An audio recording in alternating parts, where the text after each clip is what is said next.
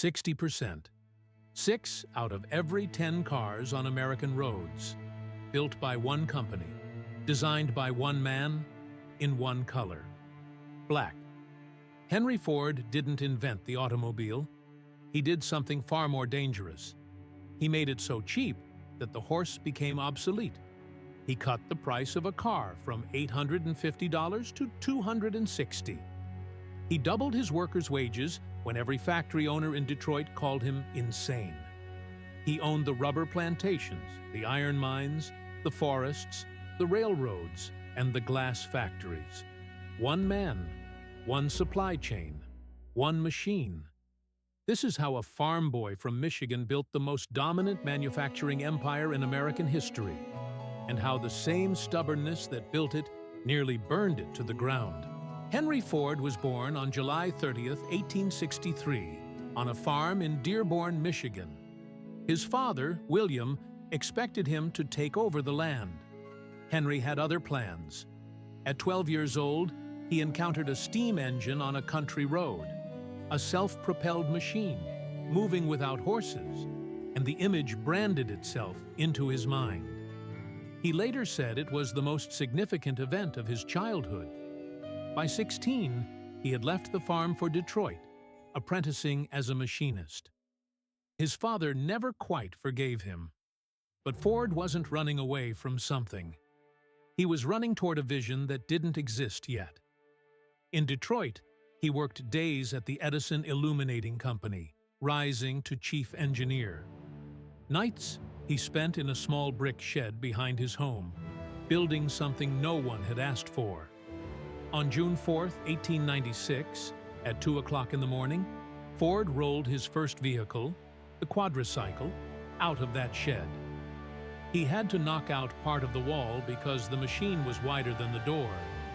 He hadn't measured. He didn't care. He drove it through the empty streets of Detroit at 20 miles per hour, with a friend cycling ahead to warn pedestrians. It was ridiculous. It was brilliant. And it was the beginning. Here is what most people don't know about Henry Ford. He failed. Twice. His first company, the Detroit Automobile Company, launched in 1899 and collapsed within 2 years. Investors lost patience. Ford kept tinkering instead of selling. His second attempt, the Henry Ford Company, ended the same way. His backers walked out. That company was later reorganized into Cadillac. Let that sink in. The man who would build the most successful car company in the world was too unreliable for the company that became Cadillac. But Ford understood something his investors didn't. The market wasn't ready for what he wanted to build. Everyone in Detroit was making luxury cars, expensive, unreliable, toys for the rich. Ford wanted to build a car for the farmer, the teacher, the factory worker. A car that didn't need a chauffeur. A car you could fix with a wrench and a prayer. So, in 1903, he tried again. 12 investors, $28,000. A rented factory on Mack Avenue in Detroit. This time, he built what the market was ready to receive. The first car sold within a month. Lesson 1. Don't fail less. Fail until you find the gap between what exists and what should exist. In 1908, Ford introduced the Model T price, $850. Expensive, but cheaper than anything else on the road. Ford made a promise. I will build a motor car for the great multitude. And then he did something that no manufacturer had ever attempted. He didn't just improve the car.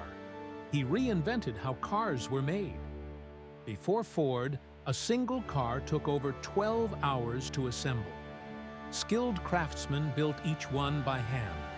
Ford studied the meatpacking industry, how carcasses moved on overhead trolleys past specialized butchers, each making one cut. He reversed the process. Instead of moving workers to the car, he moved the car to the workers. On December 1, 1913, Ford's Highland Park plant activated the first moving assembly line for automobiles. 12 hours of assembly time collapsed to 93 minutes. Think about that. The same car that took half a day to build now rolled off the line in under 2 hours. Ford passed every efficiency gain to the customer. The price of the Model T fell every single year. $850 in 1908, $600 in 1912, $360 in 1916. By 1924, you could buy a brand new Model T for $260, the price of a good horse and buggy. 15 million Model Ts were sold. Not because they were the best cars, because they were the most accessible. Lesson 2. Domination isn't about being the best. It's about being the most available to the most people. On January 5, 1914, Ford made an announcement that stunned the industrial world. He was raising the minimum wage at Ford Motor Company to $5 a day. The industry standard was $2.34. Ford didn't just raise wages, he more than doubled them. Every factory owner in Detroit thought he had lost his mind. The Wall Street Journal called it an economic crime. Competitors predicted bankruptcy within the year. They were all wrong. Ford understood something that no one else could see. If you pay a worker enough to buy your product, you don't just have an employee, you have a customer. The $5 day wasn't charity. It was the most ruthless market expansion strategy in American history. 10,000 men lined up outside the Highland Park plant the next morning, desperate for a job. Ford had his pick of the best workers in the country. Turnover, which had been 370%, meaning he had to hire 370 men for every 100 positions, dropped to almost nothing. The $5 day created the American middle class, not as a byproduct, as a business strategy. Lesson 3. Your supply chain includes the people who can afford to buy what you build. Expand the chain. Ford didn't just want to build cars, he wanted to own every molecule that went into them. By the 1920s, Ford Motor Company was the most vertically integrated enterprise on Earth. He bought iron mines in northern Michigan. He bought forests in the Upper Peninsula for lumber. He built a railroad, the Detroit, Toledo, and Ironton, to move raw materials to his factories. He acquired a glassworks.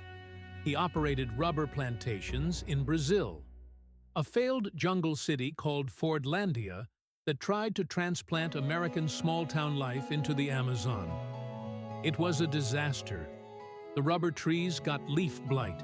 The workers revolted. The project cost millions and produced almost no rubber.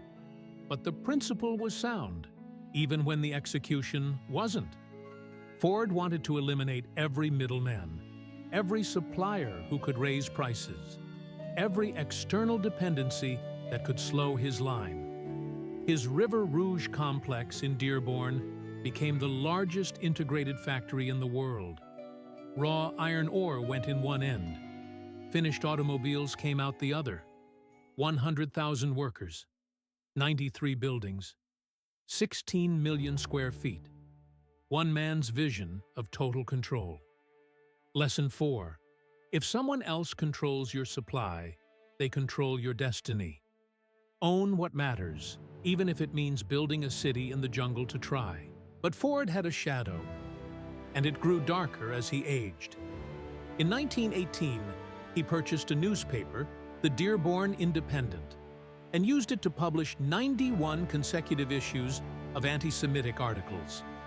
He blamed Jewish people for everything: jazz music, short skirts, the decline of rural values, the corruption of American industry. He reprinted the Protocols of the Elders of Zion, a fabricated text claiming a Jewish conspiracy for world domination. The articles were bound into 4 volumes titled The International Jew and translated into 16 languages. Adolf Hitler kept a portrait of Henry Ford in his Munich office. In Mein Kampf, Hitler cited Ford as an inspiration. When Ford was asked about this, he deflected. When he was sued for defamation, he issued a public apology that everyone knew was hollow. In private, the hatred continued. This was not a footnote. This was the most widely read anti-Semitic publication in American history, bankrolled by the richest man in the country. Ford's genius for systems and scale didn't just build cars, it amplified poison. The same infrastructure that could distribute a Model T to every farmer in Kansas could distribute hate to every newsstand in America. By the mid-1920s, Ford controlled 60% of the American car market, and he was about to lose it all. The problem was the very thing that had made him great. The Model T, Ford refused to change it. Any color, as long as it's black. That wasn't a joke. It was a philosophy. Ford believed in one product, one design, one perfect machine. But the market was changing. Alfred Sloan at General Motors understood something Ford couldn't accept. People didn't just want transportation. They wanted status, choice, color. GM introduced annual model changes. Chevrolet offered cars in blue, green, and red, with financing plans that let buyers pay monthly. Ford called it decadent. His son Edsel begged him to modernize. Ford humiliated Edsel publicly, reversed his decisions, and fired the executives Edsel hired.